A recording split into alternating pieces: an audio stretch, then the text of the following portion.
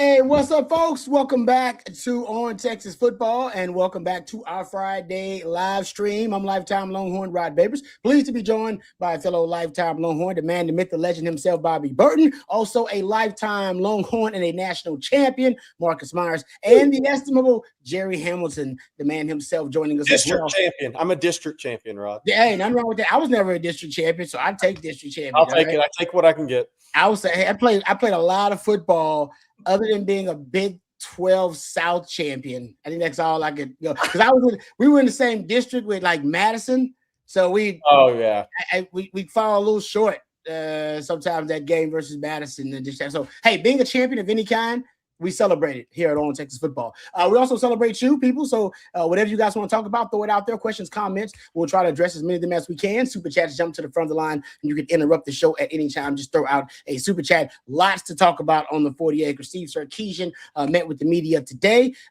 We had our obviously OTF covered it as well. So we'll talk about what Steve Sarkisian had to say. We're also going to have a special guest joining us in a few minutes, momentarily. A lifetime Longhorn. I think he is bordering on legendary lifetime Longhorn, joining us coming up here momentarily. And also, we can talk about the bowl game coming up. Will Muschamp being the new defensive coordinator. Lots of bombshells to address on the 4. Jack Injuries will play in the bowl game, but has not made his mind up about whether he is going to explore the NFL. So, lots of stuff to talk about, guys. What's Robbie, starting off with you, what's first and foremost in your mind right now? I mean, there's a ton of different directions, transfer portal, ton of different directions we could go here. What's first and foremost for you today? Well, I think it's just still the repercussions of Will Muschamp.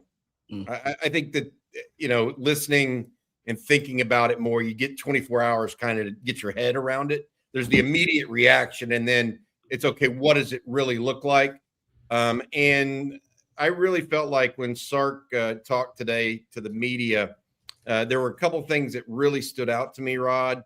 And probably the one that stood out to me most, and this is just about what college football is today, is the idea that he wanted to make this change before the bowl game, okay? Because he wanted Will Muschamp to have an opportunity to develop some relationships while these players were still on campus and still with the team. Because put it in your perspective, Rod and Marcus, y'all were players. If you have the opportunity to go to the portal January 2nd, is it good to fire your defensive coordinator on January 2nd and then the players not know about it before they even get to meet a new coach like Will Muschamp? Or do you really have to fast forward this whole process so now the players get at least 2 weeks here with Will Muschamp? He knows what to expect of them. They get at least develop some relationship, as opposed to, look, those guys, I know you feel like, oh, well, they're going to be on the team January 2nd too. Yeah, but they're going to be at home with their parents and family, right? Y'all, Rod, you and Marcus went home for the holidays. Okay, well, kids won't come back till January 15th. A lot can happen for the next semester. And so I look at it, that was probably the interesting thing for the why, because I was searching, why do you make this move now? It's more typical to just wait until after a bowl game. But Sark's thinking was, wait, we got too many good players here. I don't want to lose them. I want them to know now. And I made the decision. Let's go with it. And so that was probably the most interesting part of it. But also the idea that he wants a different style of defense, I think he wants one that dictates things a little bit more, as opposed to lets the offense dictate and then react to it. Will Muschamp's defense certainly does that.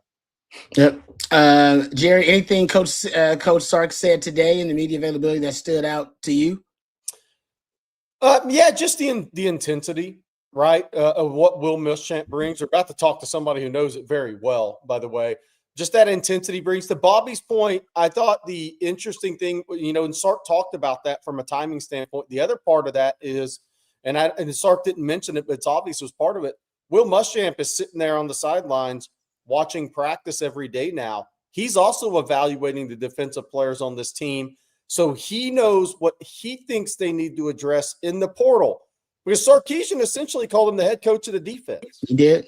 To me, means he's giving him free reign to build this defense through the portal and through high school recruiting how he sees fit. So him being able to evaluate those players, have conversations with them for the next 10, 12 days is huge for Will Muschamp's evaluation of this current roster headed in the portal season. Marcus, what are your thoughts about the hire? I haven't heard it yet, but what are your thoughts about it? Yeah, man, we talked a good bit last night, Jeff and myself, and I think I would probably echo a lot of the sentiments that I've heard here. I think, it's a exciting, proposition. And, once again, like, I think PK did a phenomenal job. I just think there was an opportunity that I didn't, fully, I guess, really consider, that really could come to fruition, right? That you could find a guy that has such deep ties in the SEC. One of the things I've looked at is the schedule gets incredibly harder, next year than it is this year. You're trading, Starkville and the trip to Kentucky for, Knoxville and Baton Rouge. Very likely both of those games being at night. I'd feel pretty comfortable with a guy like Muschamp, having seen that a lot. And then also you're probably going to see a bunch of different variations of offenses this year. We've talked about, the different quarterbacks and coaching turnover that they're going to face. And I mean, this is a guy that's seen a little bit of everything in the conference. And so, kind of to Bobby's point, is going to bring a very attacking style that is much more interested in imposing your will than just reacting.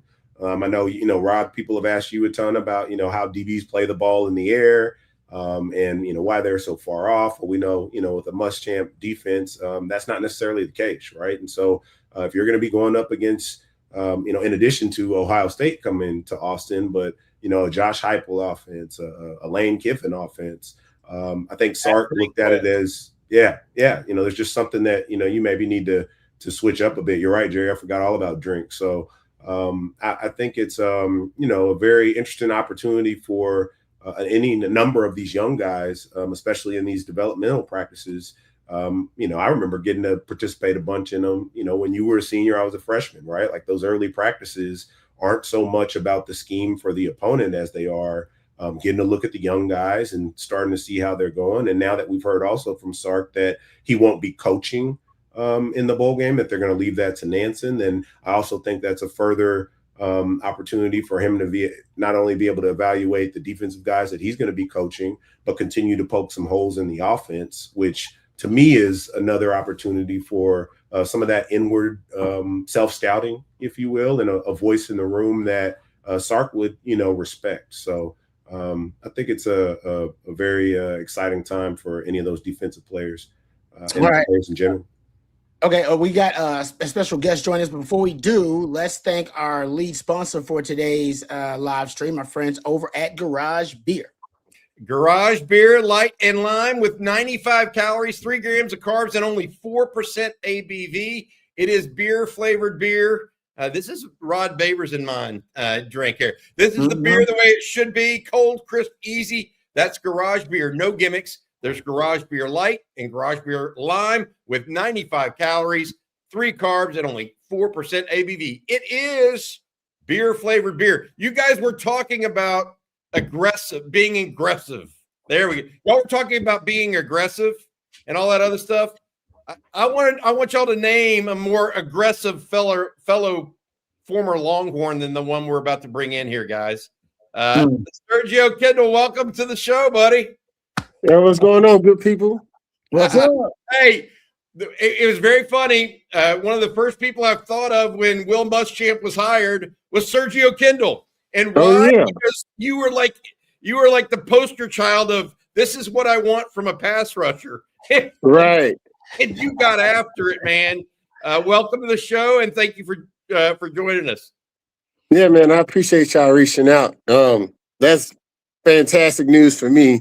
I was actually not usually doing this, but some guy online was like, "Oh, that's the best defensive coordinator y'all could hire." I was like, "Yeah, man, for the best one out there." I didn't say that, but I was thinking it. I think the hit you put on Taylor Potts from Texas Tech is one of those top 5 hit kind of things. When they're always showing big time hits. But I want to get into your relationship with Will Muschamp and really kind of pick your brain on that, Sergio. What was it that he did for you? I mean, you were coming into your own at the same time. You were like kind of growing up underneath him a little bit as a player. What was it that he did that allowed you to be so good beyond what your own self was able to do by yourself? What was it that his special sauce was, so to speak? So the biggest thing, man, I'd never played defensive end before, but coming into that season, Muschamp knew that the type of player Rakpo was, which means they was going to be double teaming him or sending a lot of extra blockers that way. So the big thing he saw out of me was like, what's the PG on here? Can we use some language or not? You're okay. You're okay. We Okay. like to keep it a little clean, but it doesn't have to be totally clean. How about that? Okay. He was like, Rated R. He was like, shit, man, you're big, you're fast, you're aggressive. Put your hand in the dirt, keep contained, but get after that guy. And I was like, all right, if it's that simple. And cool story. It wasn't cool for me, but my first time trying it, went up against Tony Hills. I'm sure y'all know him. Oh yeah. Oh yeah, And, he's on the show all the time. And sure enough, crumbled me up, man. I was like, never again. Never again. Because I didn't understand the leverage aspect of it. You got to go half a man opposed to going right down the middle of an offensive lineman who's usually bigger, especially at the tackle compared to end. And once you do that, and well, let me rewind. First thing is ball get off. That's half the battle. You win that, ball get off. You're gonna win that battle more than likely. And then from there, it's sheer tenacity. So it's speed to power. If he get in your way, it's power to whatever move you got in your arsenal. So I didn't have a lot so far as moves, but it was sheer tenacity and aggression, man. It was a not wanting to be blocked type of thing. And when you get somebody like Muschamp behind you, you don't want to get blocked because he's your biggest supporter, but he'll get on your backside like some underwear if you ain't doing it right. You know what I'm saying? As he should, though. As he should. And some guys, you would hope once they get to college that it's not that way anymore, but some guys curl up under pressure, but it was more fuel for me and our defense at that point.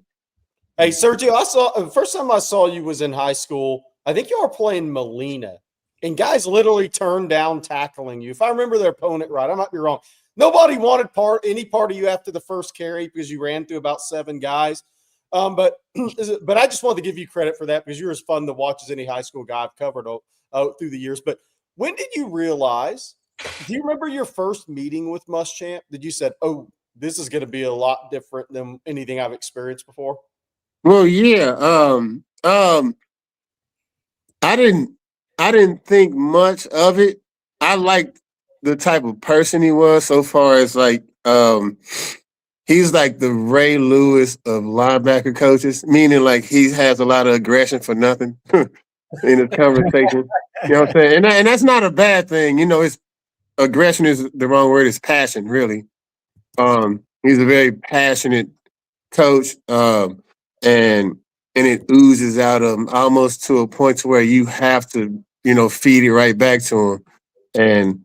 And that's not. I'm sorry, Chiswick had that as well. I don't think to Muschamp's capacity, but Muschamp was the guy that'll get it out of you. I'm talking every ounce you have, and you want to give it to him because he just puts that type of fire underneath you, man. And that was the first thing I noticed was like his tenacity in just plain conversation. Hey, Sergio, I think one of the things we remember about that defense, those defenses that you played with under Coach Muschamp was how aggressive you guys were. And there's a lot of talk now about this defense going to be a lot more aggressive than the defense was under PK. You're a coach now. Can you describe like how is it a more aggressive defense? Are we just talking about blitzing? Or are we just talking about the mentality of stop the run on your way to the quarterback? What makes the Muschamp defense so aggressive, or what about it is aggressive? Well, the first thing, it is a mentality, and you, all the guys have to fit into that mode. If Muschamp is anything like he was, um, if guys don't fit that mold, starter or not, man, you're gonna get pushed out the way just because you're not meeting what he used to call NOS. Is you're not our standard, is what it was called. And there was a certain tenacity that everybody had to have, and it was a puzzle that he put together. And if everybody didn't fit, you're not just gonna be in there. But when it did come together, man, it was a sight to see for sure. Serge, I had a question for you too, man. It's great to see you, bro. I was with you my senior year. You were a freshman. For you, what was it like? Obviously I didn't get a chance to be with Muschamp, but I was still around a bit. What was it like in that transition from Chiswick to Muschamp? I guess that would have been 08. There was a guy in between them. I wish I remember his name. Larry McDuff. Yeah. Cool guy, just didn't fit the mold so far as how young we were. He was a little too slow for us. But nothing against him. He was just, it didn't work out. That's why I was one and done. But the transition from Chiswick to Muschamp, the biggest thing was shit, man. I was getting some playing time. Y'all still had some national championship guys left over when my freshman year, and Killebrew wasn't taking no mess, and that's why I was behind. You know what I'm saying? Yeah. Like I got called PA freshman a lot. I'm sure y'all know what that is. Him and like Studdard and all them dudes, they wasn't messing around, man. But them the type of guys, and I don't know if it's the same anymore, that we were. They would recruit those types of guys, man, and then be able to control them to where, they harness all that madness until we hit the green grass on Saturday, and then we explode on guys. Man. Hey, Sergio, I want to set this question up because I think the chat would love to hear your opinion on this. You left the 40 acres with 176 tackles, 53 quarterback pressures, 43 tackles for loss, 16 sacks. So the question is this: how good is Colin Simmons to you? How good is Colin Simmons to you as a guy that just had put up those numbers that we just talked about at Texas? He's legit, man. He'll be a lot better when he gets some interior guys to take all that pressure off of him. You know what I mean? And that's no knock to the guys they have, but just think about playing next to like a Roy Miller or Lamar Houston. That goes for me, or Rack, or like a Frank Ocam or Derek Loki when you had guys like Crowder and B-Rob, things like that. So that takes, because having that one-on-one battle is what you want, and he'll win that every time. And he's a true defensive end too, so he's been playing it a long time. So he got to step up on me on that, and he can have it. Is what makes him elite, in your opinion? And do you think he fits what Will Muschamp will want to do from a pass rushing perspective? He's definitely capable. He'll see that it's going to get turned up a notch from not just practice, but from meetings on down the line. And they'll see that Muschamp, if he could put a helmet on, he would. And then they got to understand that, like, this ain't just finna be all right, this what I want y'all to do. Y'all see him, like, breaking clipboards, punching whiteboards and bleeding and all that. That's the type of coach you want, man. Hey, Sergio, since you're talking about that, give me your favorite Will Muschamp moment, whether personally or him watching him doing something with with the team, or critiquing and coaching up other guys, coaching. Yeah, it's easy, man. Like the one they put on TV, we was winning that game. Wow. And we gave up. I don't know what type of BS player it was, but he wasn't having that. He wanted a straight up goose egg from yardage to point, and we should have. We was trying to destroy a guy. One of them slipped out. He was pissed. You know what I mean? And he took it out on the board. And but at the same time, that get our engines revved up, man. Now we go out there and give up like 8 yards the next half or something like that. You know what I mean? And rushing, of course, you know, they gonna get some dinks and dunks here and there, but it wasn't much. Yeah. We still had some NOSs the next day, which is a bunch of up downs. So I like that. NOS. yeah. Win, lose, or draw, man. And if y'all don't know, you gotta get up in front of the team after they grade the film and be like, my name's Sergio Kindle. I had 12 NOSs, and then go down the line of everybody who played, add all them up, that many up downs. Wow, I love it. Yeah. Like you got to get up, own your mistakes in front of your comrades, and then y'all got to go out there and deal with them as a team. Man, I love it. Yeah. Accountability. Yep, absolutely. Yeah, Sergio, tell folks you're in coaching. Tell folks what you're up to today, these days. All right, I'm the defensive coordinator / defensive line coach at Hillcrest High School in Dallas. We made the playoffs the last 2 years.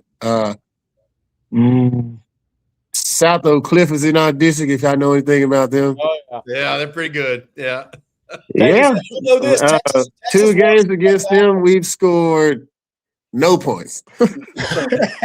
Giving up over 100 though. Hey, Sergio, Them boys is playing some ball, man. It is Wow. It's beautiful to see, especially from the inner city. But they taking all the talent. They're not leaving us none. You know what I'm saying? So, but it really puts your coaching chops to the test to go against guys or try to put guys who aren't as talented as another team in the best position to be successful. Now, when you do that, you got to make the play, and that's what's not happening right now. So we still building on that, but it's one of those 5-year plan type deals. Like the first 2, 3, 4, that first class, senior class won't get it, junior class won't get it, but them sophomores and them freshmen will have them boys rolling like a locomotive if they stick around. Nice.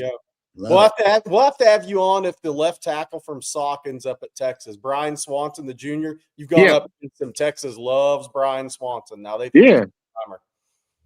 I mean, they're doing it right, man. Like, and it's like, where are they finding these kids? Because I'm the tallest person on our staff, team, and everything. I'm only 6'3". And I remember going up to that game during pregame and walking past the offensive line and, you know, dapping them up and like, dang, dude. Like, you've been hanging upside down your whole life? What is going on? Like, why are you that tall right now? Oh, man. That's good. All right. Well, Sergio, thank you, man, for taking the time. We really appreciate it. And hopefully we can get you back on, man, sometime soon because that was fantastic. Just let me know, man. And if y'all see Muschamp before I do, give him my love, man. Like, dap him up like this and be like, what up, dog? And squeeze him, too. Aggressively. Like that. Like, yeah. No doubt. Y'all know how we do it. Yeah, no doubt. Hey, Serge, thank you, brother, and best of luck. Appreciate you. Hey, appreciate y'all having me, man. This is awesome. And hopefully I can get on again. All right. Good to see you, Serge. Good job. There you go. That's a legendary lifetime Longhorn, ladies and gentlemen. All right. He's great. I love that. The NOSs. I didn't realize. I remember the film study, and I remember we had to go. Marcus, I'm sure you remember when we lost the game. We had to go out there and crawl before you walk and do that. Crawl before you walk. The NOSs, that was new. I remember being shamed in film study, but I never had to get up and then basically how many plays I screwed up on have to get up there. Yeah, the NOSs came in during that Tomey off season. Okay. So when we brought him in after we lost to Washington State, we'd have to do that along with crawl before you walk on Sundays. So if you had lost, you do crawl before you walk and NOSs. But NOSs was every single Sunday. And so you get in the middle of the stadium and the whole team would circle around you. And it was just like Serge said, you'd run to the middle of the circle. My name is Marcus Myers. I had 4 NOSs and you had to like hold the number up. You know, if it was something crazy, you having to, do over there doing and you're getting the scowl from all your boys and up down until it was done. So it was certainly a method of encouraging you to stay focused. Peer accountability. And for accountability to your teammates, to everybody. I love that. That's fantastic. Okay, before we get back to some of the other topics and questions, let's thank another sponsor. Let's thank our friends over at the University of Texas Co-op and 40 Acres Apparel. Got my 40 Acres Apparel on right here. Feeling good and looking good. That's what 40 Acres Apparel is all about. So we appreciate them sponsoring On Texas Football, the University of Texas Co-op, and 40 Acres Apparel.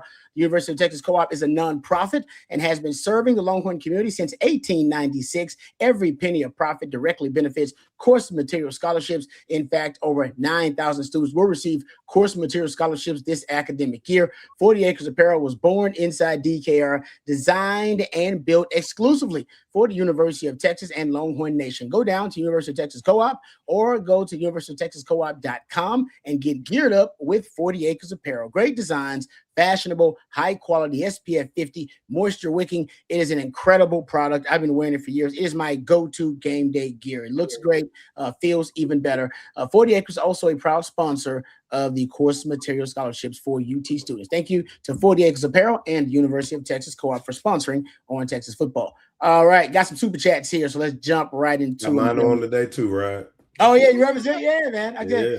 I wish it was a game day coming up, but still feels good and still fits even better. So appreciate our friends over at 40 Acres. All right, Texas on my mind. Thank you for the super chat. It says, pretty shocking to hear Sark say he spent too much time holding PK's hand. Was that news to you as well? Surprised Sark drove the bus over PK. I don't know how much of that, how much time he actually did spend in the defensive meeting room. I'm not sure of that. But he did imply basically, I won't have to worry about it as much. Meaning as a head coach, he is responsible for that product and he needs to be going over there to make sure that they are meeting a certain standard in terms of the overall defensive product. And him being a play caller on offense sometimes can monopolize his time overall. And I think now he is, like I said, implying or suggesting I ain't got to worry about that. I got a head coach on defense now.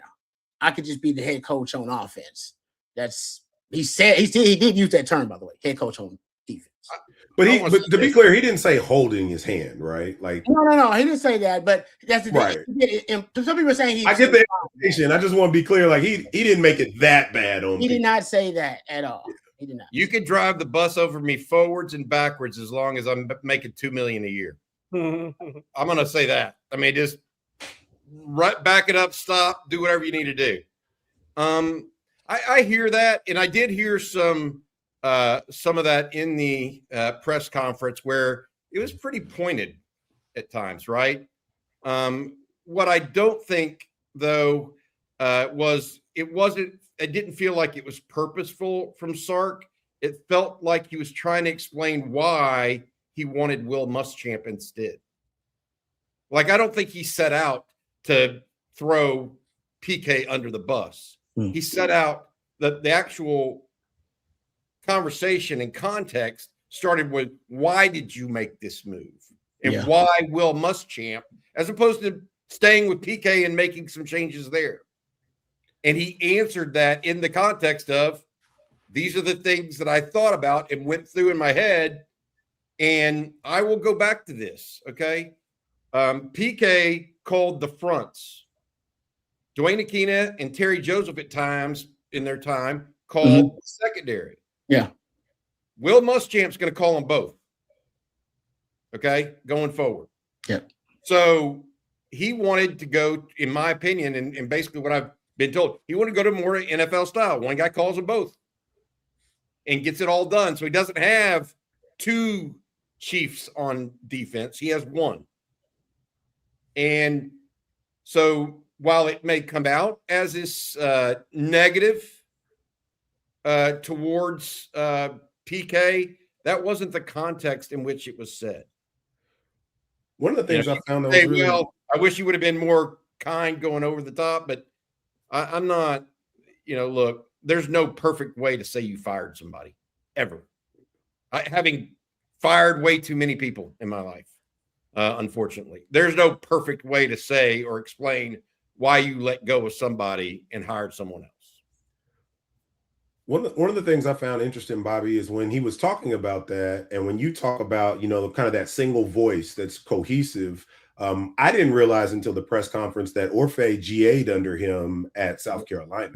So that's somebody else from a coaching perspective that knows what he wants, has been around it before, and can very clearly communicate that to defensive players. And so that's, extremely important. And I think, for whatever reason, as he was, kind of walking through it, one of the things I also heard him say, a lot of times he'll talk about, he'll say we a lot, in reference to the staff. Well, when he got to talking about the change, he said, I made the decision because I felt we needed to have this style of defense. We're aiming to be able to beat these top 4 or 5 teams in the country. And it's not so much about, being close with the rest. It's being able to get over that hump. So I kind of found those two things interesting in his commentary around that conversation as well. Yeah. No, I think it's multifactorial. I think there are a lot of different factors that actually led to the decision. I don't know if I'm sure that was one thing that may have tipped the scales, but there's so many different reasons that I think Sark made the decision. Whether it be the SEC DNA of Muschamp compared to it. I had a coach that was talking to a coach about this hire. They brought to mind, or at least made me think of like a great analogy people talk about. If you're hiring somebody at a big time position, right? No matter what the business may be, you should look at it 2 ways. Do I want a dinosaur or do I want an alien? The dinosaur is ancient to that ecosystem. Been there, knows the terrain, knows it really well, knowledgeable about all the different problems and strengths and weaknesses that they have related to that ecosystem. They've been there forever. It's in their DNA, right? They were born and bred there. An alien would be new to that ecosystem, brand new. Wouldn't have any idea what the hell is going on there. The advantage for the alien is they see it from a different perspective. They look at everything differently, right? From a 30,000-foot view. They're an alien. And they could come in and potentially change the ecosystem altogether. You want that kind of guy? Or do you want a guy that, they know it really well. They know how to adapt to it. And I think he went with the dinosaur. And PK had been an alien, right? To the Big 12 from the Pac-12. To the SEC from the Big 12. And I think he's like, I need somebody whose DNA and bloodlines come from this ecosystem of the SEC. And I think that's a big part of it. And like I said, there are other ones throwing in there. I think the Georgia thing is big. Sark don't want to admit. I think he said, that's an unintended benefit. Whatever. That was every intention. And he has knowledge and familiarity with Smart in Georgia. Whatever, dude. Okay. I think he actually wants that Kirby Smart defense. He's going up against it. I can't figure it out. Let me bring in a guy that literally can walk me through it. That can sit with the film and go, dude, you see that? You can't do that. Not against Kirby Smart. You need to figure out this. Here's the loophole. Figure this. This is the cheat code. This is the fail safe. This is the back door. All those things that Sark has not figured out in the 2 years he's been in the SEC. He won't say it, but I'll see it. And I'll add this because it's something Marcus mentioned and I've mentioned as well. You had to feel a little discomfort if you're Sark with the struggles in pass defense, except 1 year, as Rod's pointed out. And you look at next year's schedule after it comes out. You're at Tennessee, Josh Heupel. Marcus mentioned this. You're at Missouri. You're at LSU with Lane Kiffin, and Muschamp has gone up when he was a co-DC at Georgia against Lane Kiffin and really respects him as a play caller in game. I think he thinks he's about the best there is.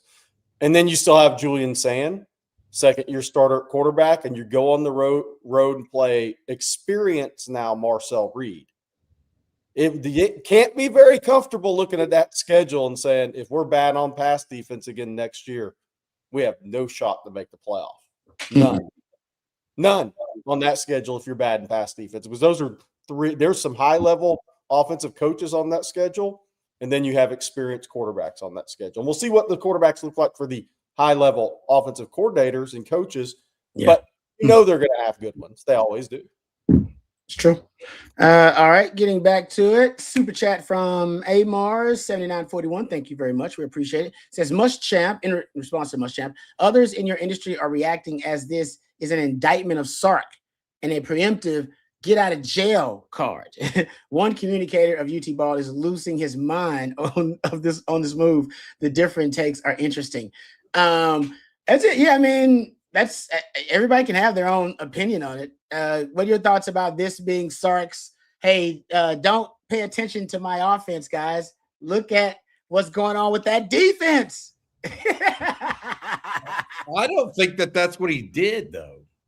I mean, I hear it. You can do both. Like a football coach is going to address his offense separately than he addresses his defense. Mm-hmm. I mean, is that really that hard to hold two different thoughts in your head at the same freaking time? I mean, I'm not trying to be rude, but just because you make a change on defense at the head doesn't mean, oh, this is a get out of jail for the offense or being 9-3. I don't think Sark doesn't coach from fear like that. And people that think he does are just wrong. You don't become the head coach at the University of Texas by coaching out of fear. And I just completely disagree with that part of it. If he wanted to get out of jail free card, he'd go hire Chip Kelly as his offensive coordinator. That's a get out of jail free, because that's your side of the ball. Everybody's saying you need a new offensive coordinator. If he wanted to get out of jail free card, that's what he would use. No, he did the defensive coordinator because he wanted to get better. And he used the term today. He had a different vision for what his defense could be. Get out of jail free would be going and hiring some offensive coordinator. That would be griping about his offense, right? They weren't griping about the defense. He made this choice because he thinks it's an opportunity for him to get better. And I think when you have that, Bobby, it's a situation where, like, Jeff brought this up last night. Like, the first thing you got to kind of evaluate is he going to stop calling plays? Like, he's already told you he's not about to fire himself from doing that until he feels like he can't do it to the best of his ability anymore. So to your point, Bobby, he's made it clear he doesn't feel that way. So going out and getting Chip Kelly isn't a reality for him right now. Whether you agree with that or not, I respect the fact that that's the decision he's made, and he's charted a course. Now, history will tell, how that plays out. But I think once you kind of reconcile yourself around that, then, I mean, there's different opinions across the industry. There's different opinions across, fan base. I mean, you name it. We all have our different thoughts on it. Look, what do you want him to do? Like, is this the walk through the streets like in Game of Thrones and have people yell shame, shame, and throw stuff at him? Like, does that make you feel better? I'm still a big proponent of this thing's still not done.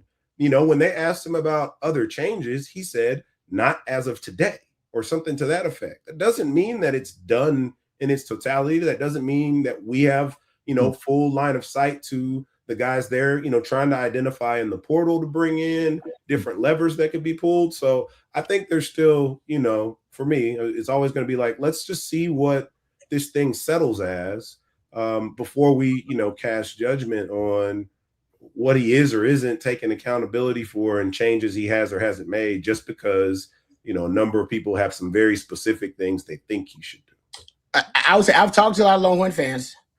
And I think, just devil's advocate, their complaint may be, if we're firing coaches for one bad season, why didn't you fire Flood? True. And what I would say, my response to them has been the same one, because I get it in my neighborhood all the time. In the last 24 hours, is I don't know if someone else is available that Sark trusts, like he trusts Muschamp. Muschamp right now, the timing's right and he's somewhat available. There was an opportunity that presented itself that Sark felt like, I can't pass this up, because last time me and this guy, we couldn't get on the same page. The timing wasn't right. I'm not going to have that happen again. And so I think if there was somebody in the O-line world that presented, that same type of opportunity, that Sark trusted their, obviously their coaching acumen and what they had done, and he'd go like, nope, I'm upgrading. Because Sark sees this, whether y'all agree or not, as an upgrade. I'm upgrading. Yes. I'm yes. Well, and Yeah, And so I Rod, think that's what it is. Can you upgrade? And so if you're looking at him critiquing the entire program, which he should be doing, and he said he's got more time to do it now because he went in the college football playoff. Yes, he should be looking at every opportunity to upgrade the roster and the coaching staff. And maybe he don't feel like he can upgrade everywhere. He's upgrading that running back position. Coach doesn't fire a lot of coaches, guys. Sark don't do that. Sark don't fire a lot of coaches. At Texas, he hasn't. Now he's firing coaches. That it says something. Did it? This is what I was trying to say. He did it at running back coach too, and immediately replaced them. Yeah. These aren't let's sit back and think about it moves. No. Even though you're saying he has more time to think about it, when these things get to the opportunity that he's seeing, I mean, Chad Scott he interviewed for the Florida running back coaching job. Texas and Florida literally could swap running back coaches this offseason. But he saw he wanted to make a change at running back coach because he wanted a different style of coach on the field with him. And I'm just telling you guys, he is, and I wrote this morning, he is all in on 2026, and that's what it shows to me because I agree with Rod. He saw an opportunity to make the team better. He went out and took that opportunity. In his mind, it wasn't about what PK did or didn't do in so much as, hey, I can go get a guy that Nick Saban thinks may be the best defensive coordinator he's ever had, including Kirby Smart. Yep. So you know what I love about this too? It does put pressure on the offense to go perform at a higher level. And I think this is one thing that I really like about this because, all right, if you got a head coach of defense and you're out of there now, not that I'm not saying he was involved in it, but I'm just saying based on what he said, puts the pressure on the offense that I think is needed going into next year. I mean, Rod, over the past defense numbers, they weren't good. No. Offensively, that puts the pressure on the offense because the reality is off of this 9-3 this year, there's pressure on both sides to get better. And now it's a free card. I mean, so it's putting pressure on the offense, and I think that needs to happen too. The last thing I would say too is just the men. I think it's more. I think Buddy Powell, Chief Big Guy, said in the chat.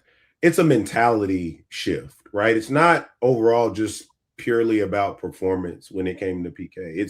It's this mentality that he wants defense to embody, and then ultimately the team. People, I know after almost every game, we would hear, folks talking about how they want Sark to be more fiery on the sideline. They want him to look more upset. That's not who he is. So he's not going to manufacture that.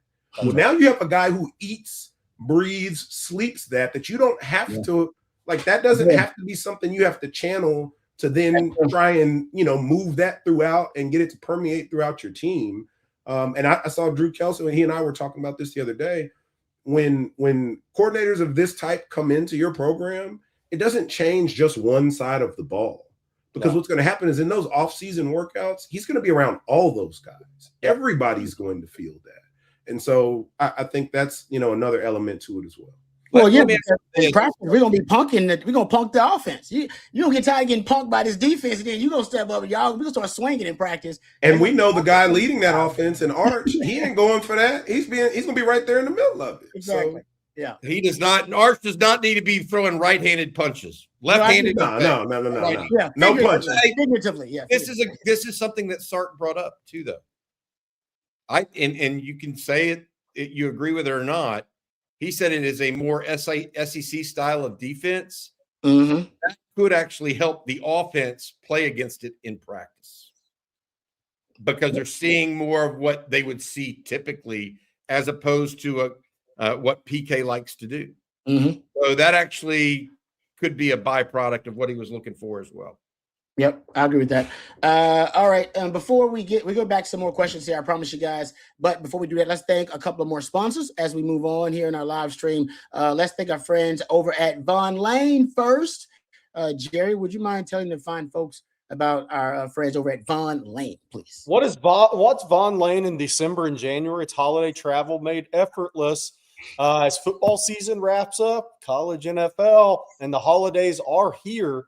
Travel season is also here, but it doesn't have to be stressful. Those TSA lines, everything you go through when you're flying these days, whether you're headed to Austin, see family, Thanksgiving, past if you did that, Christmas, New Year's trips, Vaughn Lane's making getting there easy for families around holiday travel. You'll board in just minutes at a hotel terminal located just minutes from your destination and settle into one of 22 oversized seats. What does that mean? More space, more comfort, and no crowds. Enjoy Wi-Fi, snacks, beverages, and hot towel service on every trip. And on select routes, Savor complimentary meal service delivered right to your seat. Vaughn Lane takes the grind out of regional travel so you can focus on what really matters around holiday season. The people and experiences waiting at the end of the ride. Book today at vaughnlane.com and use code OTF25 for $20 off your first ride. What is Vaughn Lane? That's a private jet on wheels. Where does it serve? Austin, Dallas, Houston, San Antonio, Fort Worth, Plano, the Woodlands, Nashville, Memphis, Atlanta, and Knoxville. Again, holiday effort, holiday travel made effortless. Vaughn Lane. All right. Thank you, Jerry, for that. Appreciate it. And Bobby, would you tell the fine folks about our friends over at SeatGeek as well? Yeah, absolutely. I've got it actually on my phone pulled up for you guys to see it. It's the #1 app with more than 35 million downloads for seats. SeatGeek is the #1 rated ticketing app. So if you're going to Orlando for the Longhorns game against Michigan, the Citrus Bowl, or if you're going to try to buy tickets to the World Cup games, if you're a soccer fan in Texas this summer, there's only one choice. That's using SeatGeek. There are more than 70,000 events listed on SeatGeek. And it's not just sports. It's also concerts, music festivals, and more. NFL, college football, obviously in full swing right now. NBA is back. I got a lot of different opportunities right now on SeatGeek. SeatGeek has your back. Each ticket is rated on a scale of 1 to 10, so you know you're getting a good deal. So look for the green dots. Green means good, red means bad from a price perspective and a value. Plus, every ticket is backed by SeatGeek's buyer guarantee. And, of course, I've got a code for you guys. You can use code OTF10 for 10% off your next set of tickets at SeatGeek. That's 10% off any tickets with promo code OTF10. Make sure you click the link in the description of the show to download the app and have the code automatically added to your account so you can use it later. Thank you from SeatGeek. I got to give you some notes, by the way, guys. They've already got the Texas-Ohio State game next year listed. Nice. You know what the lowest ticket price is currently on that? $651. The lowest? Wow. Yeah, the lowest, $651. You could get into tomorrow's Texas A&M game in College Station, the once in a decade. $7? No, $238. Okay. Not bad. No, just Texas Ohio State's going to be a higher price ticket, though. Yeah, put it Of course. Oh, it's going. You better get it now. It's going to get even higher. I guarantee you. I want to throw an update real quick. Carthage pulling away 21-0. 2 minutes to go until halftime against West Orange Stark. We call them WOS for all of us in Southeast Texas. Scott Surratt closing in on 11th state championship. He is 10-0 in state championship games in his career. He has 10 state championships and 8 playoff losses. So I probably just jinxed the hell out of the guy, but I don't think so. His team's really good, and he's really good. And who wants to put on their tinfoil hat real quick? Hey, Stephenville won. Stephenville won too this morning. Yeah. Congratulations. Will Muschamp was on the CFP. Was Texas made the playoff. He wouldn't be the DC right now. There's your tinfoil hat. All right, let's go on. I did not know that. That's pretty. Was wild. he on the? Well, he was. Yeah. That's wild. That's crazy.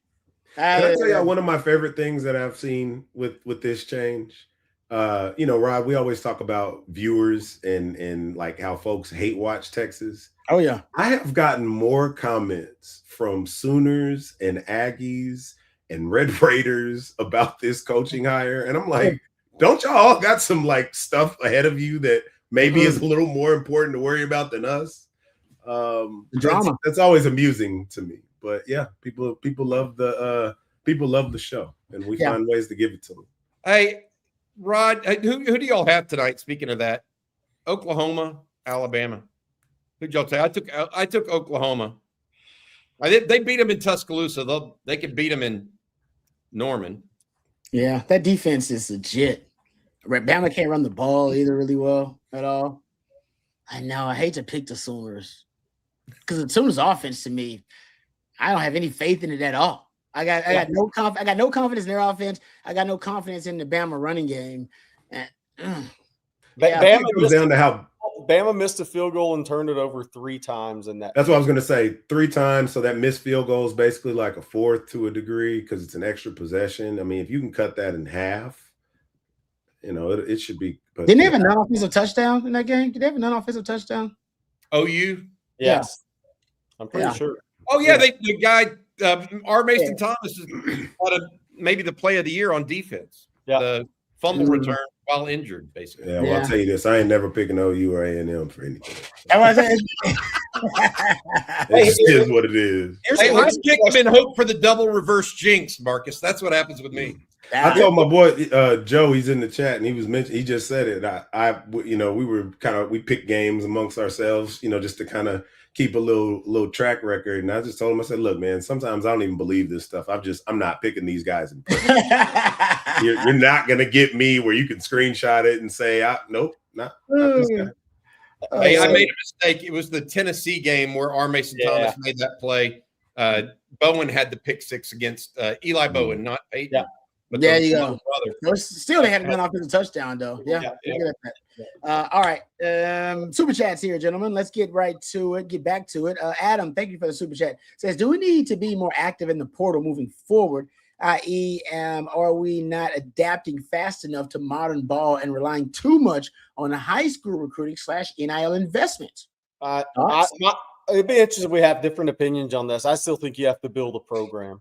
I don't think you want to be portal dependent year to year. I don't think that. I think you have to be to a certain extent, but you still have to build a program. I mean, you have to develop players. I think player development is actually more important than ever now.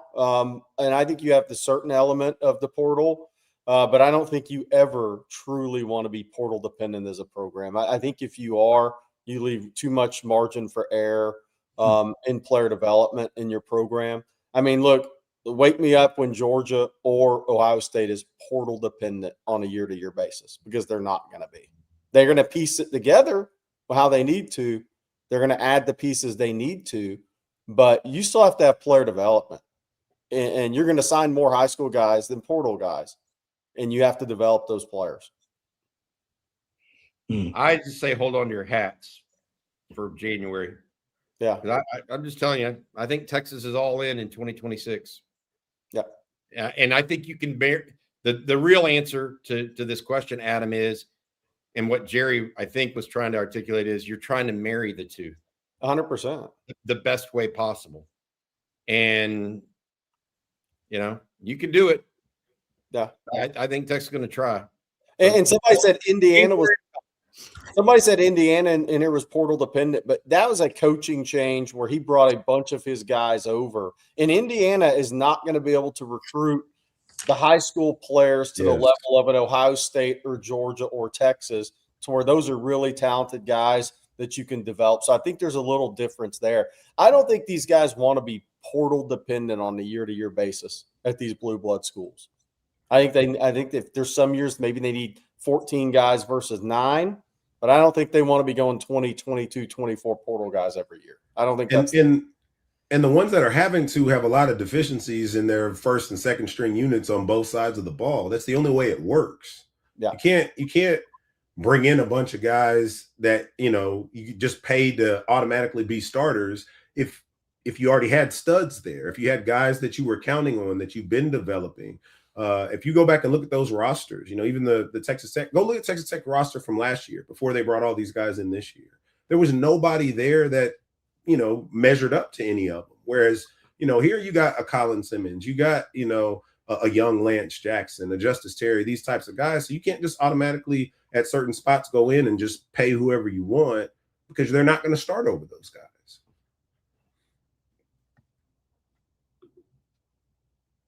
You're muted, Rod. My apologies. I just think when you're dealing with it, you're going to have holes somewhere in your roster. You just got to figure out how you can best manage that, right? You're not going to be able to, these days, you're not going to be able to have, a stacked roster. You're going to have, the NFL is like this too. You got holes somewhere. where can you best adjust to those holes in your roster, right? Is it because you found some great linebackers in the middle rounds that can start for you? Is that where you get your value? Is it because, oh no, we never draft certain positions really high, we find our value there? You do have to find value in this market. Now, NIL gives you way more margin for error, but Texas still has to find value somewhere. Nobody in college football can just stack their roster to the point Marcus is making about there are going to be holes. If you're building, the way through strictly through the portal, you won't have holes when you're building through traditional recruiting too, because it takes time to develop guys. And then they may not work out when you develop. You may take 3 years on the guy, it didn't work out. You may take 2-3 years on the guy, and the guy leaves, who's finally developed, and then he leaves and goes somewhere else to work out. So you will have holes. It's called coaching. You got to figure it out. You got to problem solve. All right. Buddy Pal Chief Big Guy says Sark is being accountable. Thank you for the super chat, by the way. Sark is being accountable to his offense by making a move to allow him to spend as much time as possible on focusing on his offense. There's some of that. I would agree with that somewhat. I think he thinks Will Muschamp's a better solution for Texas in his vision for Texas on a go-forward basis. And that's why he hired Will Muschamp. And maybe that is him being able to give over a head coach of defense kind of thing to Will Muschamp. So I hear you, but it's not so much accountability as it is opportunity. You want people to hold them to accountability and be demanding and all these things. I think Sark does that more than you guys realize. So I'm a little different there. Yep. All right. Thank you, Buddy Pal, Chief Big Guy. We appreciate that. Rocky Poor, thank you for the super chat. Says Sark wanted a more aggressive defense for 2 years now. PK has had 2 years to do it and didn't. It isn't in him. Sark found an op to fix that and took it, an opportunity to fix that and took it. It's not about who is a better DC. It's who is better for Sark's vision. I do agree. Rocky, he has said multiple times he wants an aggressive defense. He was saying that back in 2022. I remember Sark saying, we want to be more aggressive. We want to be more aggressive. I don't think they had the personnel to be as aggressive as he wanted. Now I think Sark he feels like I stacked the roster enough. Well, now we need to be aggressive, and I want to be aggressive, and we're not aggressive. But I will say, based on the metrics, and I probably can go through these maybe on a football theory or a Sunday school, PK was more aggressive this year. Your blitz rates, your pass blitz rates, your stunt rates, man coverage rates, all indicators of aggressive defense. They all increased. Did they increase as much as Sark wanted? Probably not. Compared to Georgia's defense and some of the other more aggressive defenses. So I agree with you about that, Rocky. I think he wanted a more aggressive defense. It is not really PK's nature to do that. He doesn't want to force the issue. He believes that ultimately he leaves himself more vulnerable and exposed as a defensive play caller when he forces the issue by bringing extra guys or being more aggressive or taking these types of chances rather than just kind of bend but don't break and let the offense basically dictate things until you get to the red zone and then you bow your back. Sark didn't want that anymore. Sark wanted more havoc plays and more splash plays on defense. I'll also say this. There's coordinators that are better in different conferences because of the style of play. Mm-hmm. And I've said this before, look at the history of the SEC. What were those defenses like that won the league? What were they truly like? And now on the other part of that is on the offensive side of the ball, you better have a power run game in the SEC. I think Muschamp was a tremendous hire on defense. I think he fits what has won in the SEC. Just look at the history of this conference since 2000. It's all right there. It's all right there. Saban defense, huh? A Saban defense, basically. I think as you continue, like Bobby mentioned, as you're looking at this as a forward-looking process, right? A 9-game SEC schedule, for me, it's Sark saying, hey, we're not going to bob and weave anymore. We're throwing haymakers. And, that's what a guy like Muschamp is built for. I mean, that's every bit of his philosophy. Last night when Jeff and I were on, I said, from a defensive standpoint, like he looks at things as he's an agent of chaos. And that's what I think matches the vision for what Sark wants his team to embody. I like that term. I like that term a lot. And in the characterization is really good because it's clear. A lot of people are saying on my comment earlier about Sark and not keeping the same level of accountability on the offensive line as I talked about with the defense. I would say this. The problems with the Texas offensive line is stemmed from the run game, and it's not just been this past year. It was last year too. Mm-hmm. Texas has had a bad run game for 2 consecutive years. And I just go back to the fact that what is the common theme of that? There have been different players, right? On the offensive line, 4-year, 5-year starters last year, this year, new faces. But before that, Texas had been plenty good with Kyle Flood, plenty good with Steve Sarkisian. What's the common thing? I'll tell you what it is they haven't had a big back to run inside zone for 2 years. And how much better does your offensive line look in pass pro if they actually have to respect play action? Looks a hell of a lot better. I mean, Florida didn't care at all. I mean, they just had beeline for Arch Manning. So I hear all y'all, but there's a lot of different nuances to that. So I'm not in this. He's not holding his offensive coaching staff to the same level of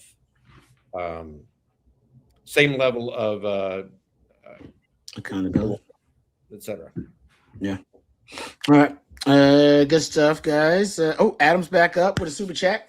Says with 105 scholarships moving forward, I'm suggesting that we should farm lower leagues much more and take flyers on guys that turn up post high school. Hook them.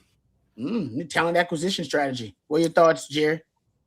Look, I think Texas should look around the world. I don't think it's just in the United States. Football, I've said this before. I said it. Football's growing. You see more international recruits coming to college football than ever before right now. I think you got to look everywhere to build out your 105, and you can get some real gems of developmental players who are not coming over strictly for NIL at the same time in some of those instances. So, I mean, look, we have Hero Canoe over here, right? Right now, we'll see what his decision ends up being. Brandon Collier, who we've had on this show, goes to Africa. He goes to Europe. He's part of bringing a lot of these kids to the United States. When you go up to 105, there's a lot of different ways to get some talented developmental players. And you can still build your program through development. I think it has to go everywhere nowadays because that's a lot of scholarships for these teams to fill if you go to 105. And there's a lot of talent, not just in this country, but around the world playing football now. It was interesting hearing Sark talk about that, though. When they gave him a chance to talk a little bit about the playoff, he was like, I got ideas, but he pointed out, hey, we went to 105 after signing day. Like this wasn't something that we knew for a fact was going to be, the case that we could incorporate into our strategy for this year. So it likely won't really take root for the SEC, and more specifically Texas until next season.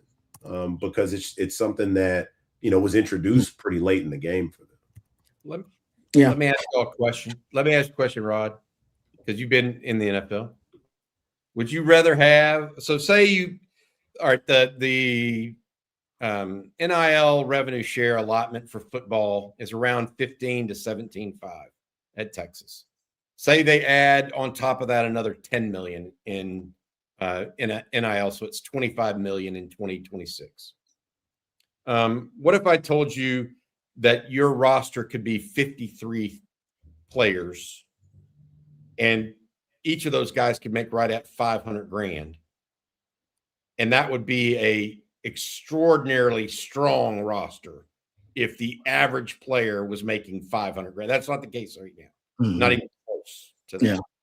As opposed to 105. I mean, if you had instead of going bigger with going up to 105, what if you stayed smaller and just had a higher concentration of really, really good players? instead of worrying about going up to 105, going down to 53 or 55. Whatever it is. You can only travel 65 to road games anyways. That's true. It's a good point. Man. Is there value? You see what I'm getting at?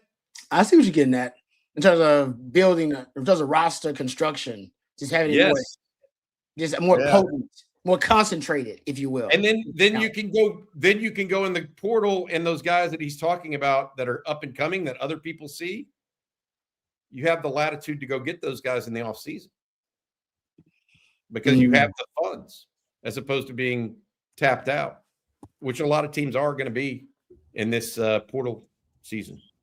That's something some teams are running into problems with right now as they get ready for the portal. They didn't forward spend like Texas did. And so competition in the portal is going to be stiff, but it's not as stiff as it was a year ago. Oh, I got you. So, so if you reduce the number of players that you pay, you can get a higher valuation that way. And I think, would you rather take 50 to 60 guys that are high pay, or take 85 to 105 that, I don't know. Some people are going to take that. I'm just going to tell you, some coaches are going to go with the lower number. Because they're having trouble filling out the bottom of the. Well, why would you? Yeah. What's the value then? What's the value proposition, really? That's right. Yeah.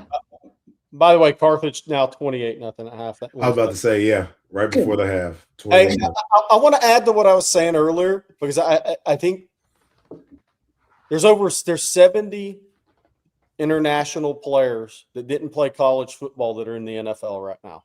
70. That's a lot. Yeah. Mm-hmm. It's a lot. That didn't play college football? Yeah, they play overseas, right? No, so and they're in those developmental programs. Yeah, the developmental leagues. Yeah, 70. If it's me, I'm looking in Toronto. I'm looking in Europe. I'm looking everywhere because I think you can find some great developmental talent outside the states too. Because other people are going to start doing it. It's coming. It's no different from basketball. It's coming. Mm-hmm. Are you going to be ahead of the curve, or are you going to get behind the curve? It's true. He's right. The NFL is helping you out too, because the NFL wants to be an international sport. So they're pumping money into growing the sport internationally, forcing teams to play more games over there. So with that investment, you're getting more, I'll say startup leagues, but you are getting more developmental like activations and projects overseas. Like they're playing American football. It's shit. And the NFL's pumping money into it. They're starting with flag football, but they're pumping a lot of money into getting football to have more of a presence overseas. All right, good point, Jerry. All right, D Money with a super chat. Thank you, D Money, for the super chat. Says, if we get all the pieces we need on the O-line and running back positions, do we see a scheme change in the run game? It seemed like we lacked attitude and a lack of purpose on running the ball this season. Thank you, D Money. I think they tried a bit of a scheme change this year. They started out running more gap power schemes early on.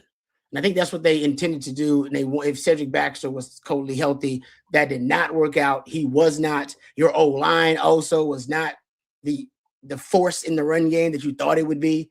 And so all those pieces failed, leading to the worst run game that Sarks has a play caller. So they tried to be more of a power downhill run game this season. It just did not work out. They could continue that if they get the right kind of back, to Bobby's point. I just go back. I know I just go back to all those people in the preseason saying, "Oh, Cedric Baxter looks like he's back. He's going to be great." I mean, and we kept trying to tell people, just wait. We got to see what he really. And he just never made it back, unfortunately. I do think that affected the run game. I also look. Can the offensive line be better? Hell yes. There's no doubt. Every position on the field can be. I just think that the lack of a true inside runner affected the team more than most people are willing to give it credit for. Mm-hmm. That's one of the reasons. I think it's a primary reason. Okay. I'm just going to say this. If Roshan Johnson's on this team or Jonathan Brooks is on this team, you run the ball inside better than you did this year. Significantly. My opinion. And that's that's not a knock on Trey Wisner, who's a great kind of zone runner. It's just like, look, Earl Campbell would move piles. There are guys that move piles. Mm-hmm. Okay. It's hard to go up the middle and gain 0 yards 5 times and then say, let's do it a 6th. That's what was happening this year, in my opinion. Yeah. All right. Thank you for the super chat. You got one more here from John. Thank you, John. Says, I agree with Bobby Burton, I think he said, and Flood should not be held accountable. No, that's not what I said. I think it's not what I said. Everybody should be held accountable. Y'all are taking it to a degree of not everybody should be held accountable. Everybody, players, coaches, etc. Yeah. I mean, I don't think I said that. I think that's what y'all took me to say. I never say nobody should be held accountable. Yeah, Muschamp won't have that. He won't have any of that. Everybody will be held accountable on the Muschamp staff. All right. Thank you guys for the super chat. Appreciate it. Before we get out of here, guys, let's thank our lead sponsor one more time. Bobby, would you please do us the honor of telling us about our good friends over at Garage Beer? I will. Garage Beer Light and Lime with 95 calories, 3 grams carbs, and only 4% ABV. It is beer-flavored beer. Get it cold. Get it ready. This is beer the way it should be. Cold, crisp, easy. That's Garage Beer. No gimmicks. There's Garage Beer Light and Lime with 95 calories, 3 carbs, and only 4% ABV. It is beer-flavored beer. All right. Thank you very much to our friends over at Garage Beer, and thank you for that message, Bobby. Oh, one more super chat actually came through at the last minute before we end things. Last one of the day. Thank you, Bean, 9597. I'm just getting on, fellas, but I'm fired up about Will. No more free yards underneath. That was something about PK that drove me crazy. Welcome back, champ. Thank you for the super chat, Bean. Yeah, a lot of people, the complaints about PK's defense are now starting to, obviously be I say echoed more and more by Longhorn fans now that he's officially gone. Dropping Colin Simmons back in coverage, the soft coverage by the DBs. I do think PK did a bang up job with Texas. I just think there were some things that they never could figure out on the back end, and I think that ultimately is why Sark's like, I got to make a move. I got to get the secondary and some of those pass coverage issues. Got to get them solved and get them remedied. And I think that's why what Muschamp he was a secondary guy. I mean, Muschamp is a safety by trade. So he won't have any problem being able to tie the coverages with the fronts, which I think for PK, that was actually for him, not the strongest part of his game as a play caller. But he's going to go somewhere, guys, and do a hell of a job. And then he's going to be an upgrade for somebody else is what he's about to go be. I don't know. He's going to be an upgrade. Yeah. We got one more. Sorry about that. I said last one. That's not the last one. Last one here from Corey. In the Big 12, an explosive offense can put games away. In the SEC, an aggressive defense is what breaks a team's will. In the Big 10, it's the run game. Oh, Corey, I like that little critique on the ecosystems of college football, because Jerry's right. You got to find out how to win your ecosystem first. It's before you get to think about the college football playoff. You can't think about that until you think about how to excel in your ecosystem. And that means you got to know the terrain and know the predators, the apex predators, know who's prey, know all that. And Will Muschamp knows that. And think about when PK first got to the Big 12, he was struggling. Remember that? Remember when he first got to PK? It looked like the defense was nonsensical. And what did Sark did? He brought in Gary Patterson, a dinosaur of the Big 12. And Gary Patterson came in and went, oh, man, you got to stop running all these country coverages in zones. You got to run match coverages. You got to play matchup zones, and you got to run more quarters coverage. And basically that next defense after Gary Patterson came in, it was basically TCU's coverage matrix. You can go look at TCU's coverage matrix and GP's last year at TCU, and it basically, you can directly transfer it to Texas coverage matrix the next year. And so they took the GP game plan. And I think to go to the SEC, you would have to find somebody for PK that also knows the terrain like GP knew the Big 12. And so it's like, I'm not doing that. I'm just going to hire a guy that knows it. Boom. There you go. That's my take. Everybody's looking for ulterior motives, and sometimes there's not. Rod. Sometimes it's just straightforward, just like you said. Yep. And I think that's what this is. Yeah, we don't want to believe it. We want a conspiracy theory. That's why Jerry's great at this. Jerry throws out the conspiracy theory. We get on the grassy knoll and talk about all kind of stuff. Have fun with it. Yeah, Jerry's ready to go to Turkmenistan to find a offensive guard. I mean, I was looking at the European Pro League the other day with Bobby, and we were looking at the ages of those guys. Hey, I'm leaving no stone unturned in college football anymore. None. Yeah. You know why? There's too many good players internationally right now. And if I think there's 22 that are officially on NFL rosters right now. What happened to 70? You just told me 70. What I read was wrong. It was 70 since 2022. There's 22 currently on NFL rosters right now. So here's the question: how many are good enough to play college football you can develop? 22. It's a lot more than 22. It's a lot more than 22. If 22 guys can come make the NFL as international guys, how many are good enough to play college football and you develop when scholarships go to 105? A lot. Yeah, I mean, look, Texas starts Hero Canoe. The Aggies start that tight end. Yep. From Sweden or wherever. Yep. Not bad. Okay. Jeff, one last super chat here. Thank you, Jeff. We appreciate it. Says CNBC released today. Texas won. I guess it's the overall worth of the football programs. Maybe looking at here. 1.48 billion. Ohio State second, 1.35 billion. A&M third, 1.32 billion. Georgia, 1.16 billion, and Michigan fifth, 1.16 billion as well. I've not seen this. Value of college. Okay. I was asking, what is that? What are those dollars tied to? The value of they got Notre Dame here worth 1.13 billion. I think they're probably worth a little bit more than that, honestly. I look, somebody just paid $500 million for a small piece of Utah. Not a majority control of Utah, and $500 million. So you're telling me that Texas is only worth 1.4? Yeah. That ain't CNBC is way off on this. Way off. What would be worth more on the open market in your opinion? I mean, a professional hockey team or Texas Longhorn football? Longhorn football. Yes. It's not even 90. I don't know if the Detroit Web. I mean, who knows? I don't. Yeah. My point being, it ain't Texas football. If it were for sale, it ain't going for 1.5 billion. I like that. Yeah. Jerry Jones will try to buy it too. Michael Bell. I mean, it's smart. It's a smart investment. That's what I'm talking about. It's just a good 1.5. I don't know what it is, but it ain't that. I agree with you though, Bob. I think it's worth more than 1.5. I think they're way off. I think these are old. I think they're like probably 5 to 10 years ago numbers, maybe something like that. The Minnesota Twins are worth more than 1.5 billion. The Texas Longhorn football team's worth a lot more than that. Agreed. All right. Great place to end it. Thank you guys for all the super chats and our participation. Really appreciate it.